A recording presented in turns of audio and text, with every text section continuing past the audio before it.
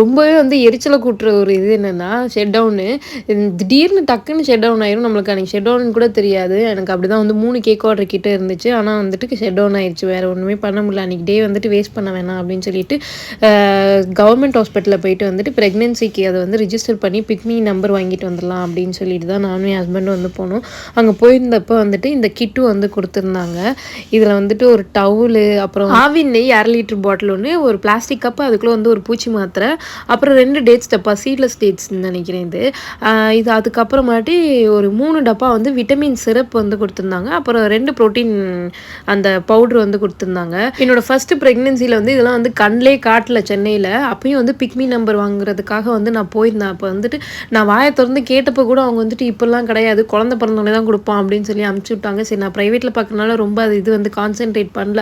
But இந்த தடவை இங்கே பட்டுக்கோட்டையில் போயிருந்தப்போ நான் கேட்கவே இல்லை. அவங்களே வந்துட்டு இந்த பேஸ்கெட் வந்து கொடுத்துருந்தாங்க. வாங்கிட்டும் வீட்டுக்கு வந்தாச்சு. ஆல்ரெடி வந்து கேக் வந்து நான் வந்து கம்ப்ளீட் பண்ணி வச்சிருந்தேன். டிசைன் ஒர்க் மட்டும் தான் பெண்டிங்கில் இருந்துச்சு. கரண்ட் வந்தோடனே வந்து டிசைன் ஒர்க் முடிச்சு கஸ்டமருக்கு வந்து டெலிவரி வந்து கொடுத்து விட்டேன். இந்த வீடியோ பிடிச்சா மறக்காம லைக் பண்ணுங்கள், சப்போர்ட் பண்ணுங்கள்.